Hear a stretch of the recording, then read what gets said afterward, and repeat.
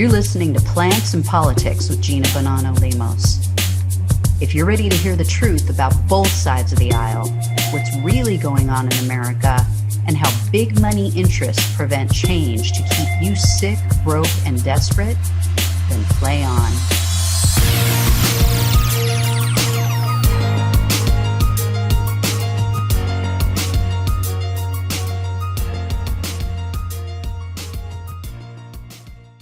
Hello, everyone. Welcome to Plants and Politics. This is Gina. So I have some updates on Ghislaine Maxwell and Jeffrey Epstein.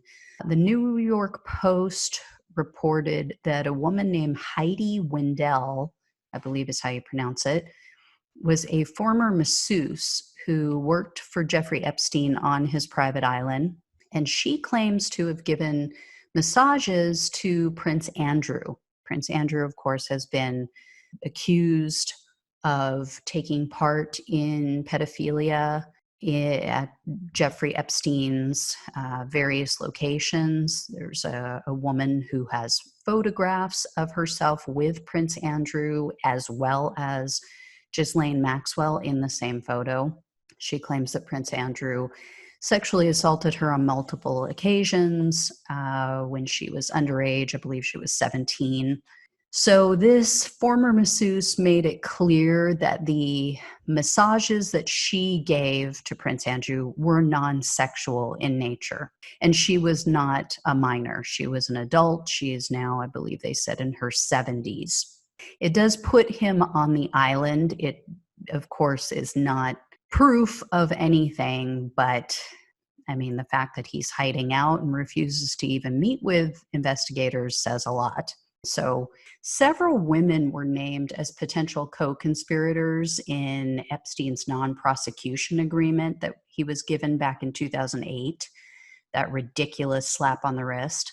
These women were young at the time. Some were listed or known as schedulers of the massages, quote unquote massages. Some took part in the abuse. But again, they were very young. One woman in particular just came up in the news this past week. Her parents are concerned. They spoke with reporters and they say that they fear she's going to be arrested next. So her name is Sarah Kellen. Sarah Kellen now goes by the name of Sarah Kensington, and she's married to NASCAR driver Brian Vickers. She's also the owner of an interior design firm known as SLK Designs. So what I find interesting about this is SLK Designs has a Facebook page which notes that she performs multiple duties for clients.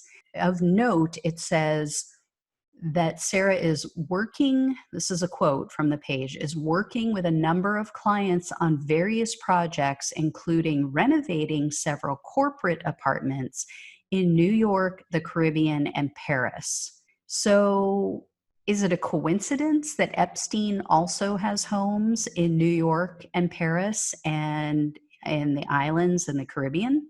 I mean, is she still working with people that she met through Epstein?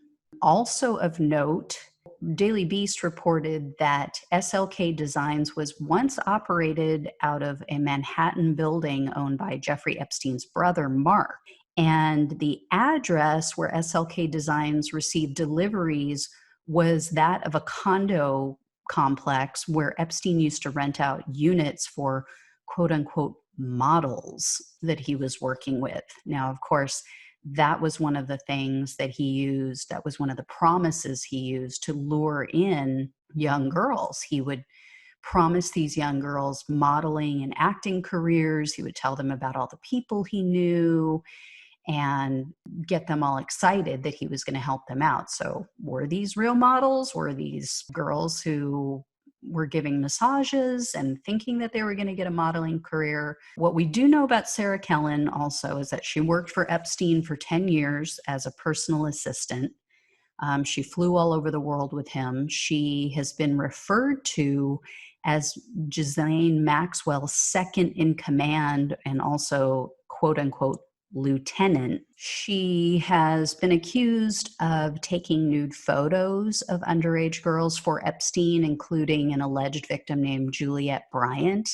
However, her parents say she's as much a victim of Epstein as the other girls. So, what came out from this article was that Kellen's parents say they lost touch with her when she was approximately 18 or 19 years old.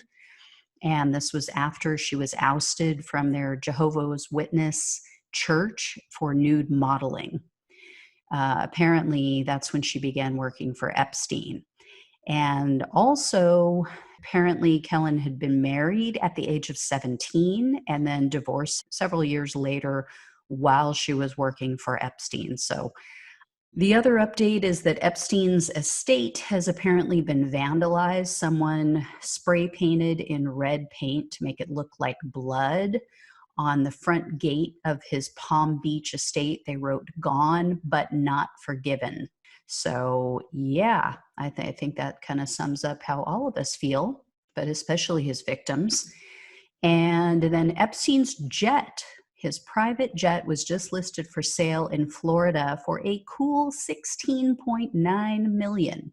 So that money would become part of his estate, which is facing numerous legal challenges because there's several women who have accused him, of course, among the many, of sexually abusing them when they were children.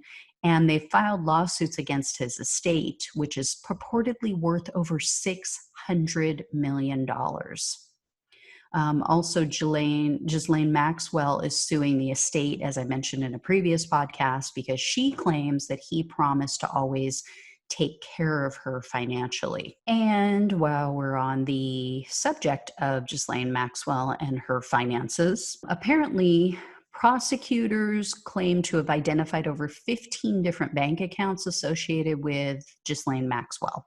The balances in any of these given accounts range from hundreds of thousands of dollars to more than 20 million.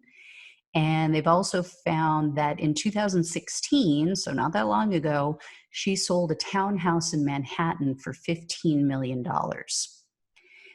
Investigators also say that more than 20 million was transferred from offshore accounts associated with Jeffrey Epstein to numerous other accounts that are tied to Ghislaine Maxwell.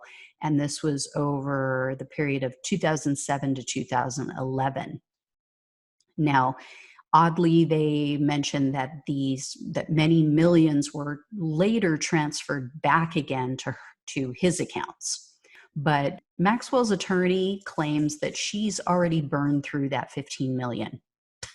Okay, so 4 years later, he's saying she's already eaten all of that up. I mean, what's 15 million over 4 years, right? I mean, most of us could live on that for our entire lives and still have money left over to pass on to our children. But apparently she ate through it pretty quick. And he said in part it was due to her 2017 legal settlement with Epstein victim Virginia Giuffre, and also with attorney's fees that are associated with her current legal matters. I don't know, the settlement with Virginia Giuffre was undisclosed. It's under seal, so we don't know how much she had to pay out. So it could have been quite a bit. There's also an update on Ghislaine Maxwell's secret husband.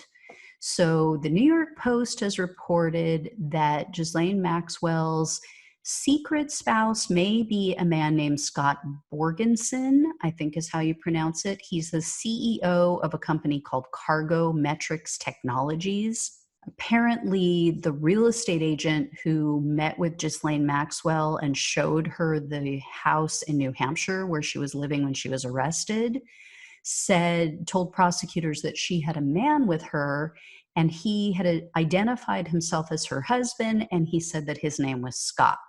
Also, the publication known as The Times reported that Maxwell and Borgensen bought a mansion together in Massachusetts in an area known as Manchester by the Sea. They claim that they lived there for years prior to Epstein's arrest, and allegedly his arrest forced Ghislaine Maxwell to go into hiding. So they've confirmed this allegedly with neighbors. Neighbors told the reporters that the two of them live there together in the house. And here's the really terrifying part. Borgenson has children, apparently from a previous relationship. And the kids lived with their mother, but the neighbors say that the kids would come to visit and stay with the couple. I mean, oh my freaking God. Did his ex know who Ghislaine Maxwell was? I mean, did she know of this woman's history with children? You know, what I was able to glean from this information was not a lot. The article was locked past a certain point, but I don't know how old these children were. I don't know if they were girls or boys, but this is terrifying. This is absolutely terrifying that, you know, you could have children with someone and they go to stay with your ex, and unknowingly you're sending them to stay with a known pedophile. Ugh, God, it makes my skin crawl. So I just wanted to bring you those updates. I promised you I would. I will keep an eye on this story and bring you more information as it comes to light. I'm going to also do some digging into stuff that, you know, came out in the past that maybe the media just wasn't paying as much attention to, because we've had a little bit of crazy stuff going on here in our country, here in America, if you haven't all noticed. All right. I will talk to you guys later. As always, like, share, subscribe, all that good stuff. And for those of you listening on the podcast, you can't really like shows, but if you go to the YouTube channel, you can like and follow. And if you ring the bell, it will notify you of any new videos as soon as I post them. So be sure to follow me over there, subscribe to that channel. It's also Plants and Politics, and I will talk to you guys soon. Take care. Thanks for listening to Plants and Politics. The only way we can take our country and power back is to spread the truth and build an army. So remember to like, follow, subscribe, and share on Facebook, YouTube, and wherever you listen to your podcasts. Thanks again.